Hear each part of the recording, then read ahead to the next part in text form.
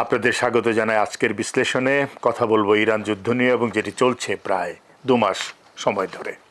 আপনারা জানেন যে ইরানের উপরে একটি যুদ্ধ চাপিয়ে দিয়েছে ইসরায়েল এবং আমেরিকা, এবং মুহুর্মুহু আক্রমণে ইরান পর্যদস্ত হয়েছে।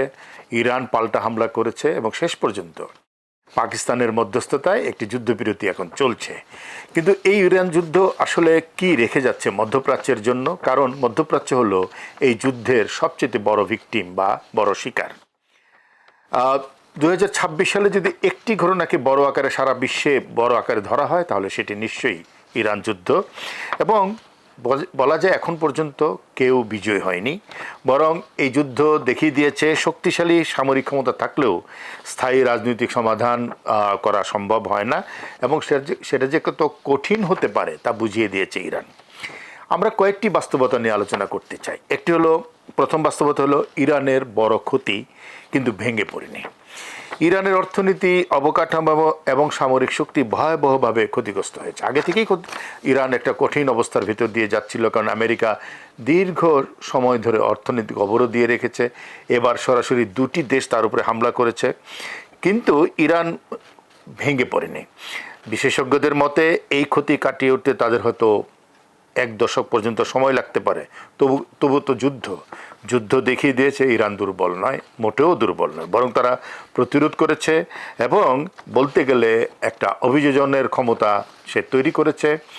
যেই জনগণ ইরানের শাসন ক্ষমতার বিরুদ্ধে ছিল, শাসন ব্যবস্থার বিরুদ্ধে কথা বলেছে, তারা এখন ঐক্যবদ্ধ হয়ে এই আগ্রাসনের প্রতিবাদ করছে। এটি ইরানের দিক থেকে একটি বড় বিজয় বলে আমরা মনে করছি। দ্বিতীয় বাস্তবতা, যুক্তরাষ্ট্র বিজয়ী হতে পারেনি। বিশ্বের সবচেয়ে শক্তিশালী সামরিক দেশ, অর্থনৈতিক দেশ যুক্তরাষ্ট্র, কিন্তু পরাজিত করতে পারেনি। এত আক্রমণ, ইসরায়েলকে সাথে নিয়ে আক্রমণ, কিন্তু যুক্তরাষ্ট্র আসলে জয়ী হয়নি। এই যুদ্ধ প্রমাণ করেছে যে শুধু শক্তি দিয়ে মানুষের মন জয় করা যায় না, যুদ্ধেও জয়ী হওয়া যায় না। তৃতীয় বাস্তবতা হলো মধ্যপ্রাচ্যের শক্তির ভারসাম্য বদলাচ্ছে। মধ্যপ্রাচ্যে অনেকগুলো সামরিক ঘাঁটি আছে আমেরিকার, এবং ইরান বেছে বেছে সেগুলোতেই হামলা করেছে। ফলে যেটা হয়েছে, এই সংঘাতের ফলে উপসাগরীয় যে দেশগুলো আছে তারা নিজেদের নিরাপত্তা বিষয়ে এখন নতুন করে চিন্তা করবে।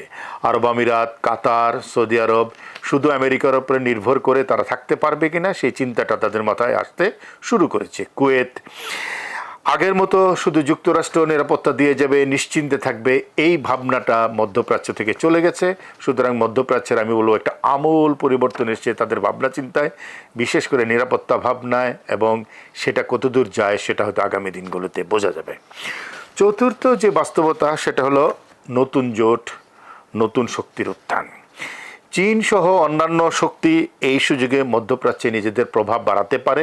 ইতিমধ্যে এই যুদ্ধের সবচেয়ে বড় বেনিফিশিয়ারি বা উপকারভোগী হিসেবে বলা হচ্ছে চীনকে, এবং অঞ্চলটি যেহেতু এখন অনিশ্চিত একটা গন্তব্যের দিকে যাচ্ছে, চীন একটা বড় সুযোগ নিতেই পারে বলে মনে হচ্ছে।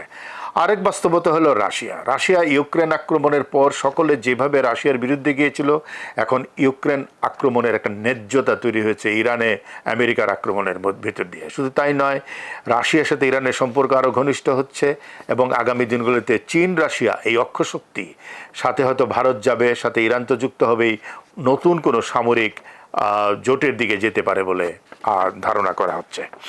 শেষ কথা হলো একটা অনিশ্চিত ভবিষ্যৎ। এই যুদ্ধ তো শুধু একটি সংঘাত নয়, একটা মধ্যপ্রাচ্যের বলতে গেলে রাজনৈতিক মানচিত্রকে নতুন করে আঁকা শুরু করেছে।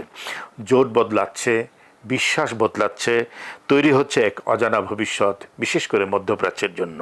প্রশ্ন রয়ে গেছে, এই পরিবর্তন কি শান্তি আনবে নাকি নতুন সংঘাতের আসলে সূচনা করবে?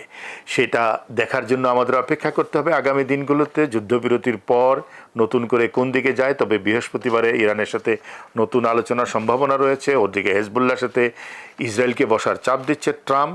সব কিছু মিলিয়ে একটা নতুন বাস্তবতা আমাদের সামনে। আজকের মতো আমাদের বিশ্লেষণ এই পর্যন্তই। সবাই ভালো থাকবেন এবং এই চ্যানেলটি সাবস্ক্রাইব করবেন।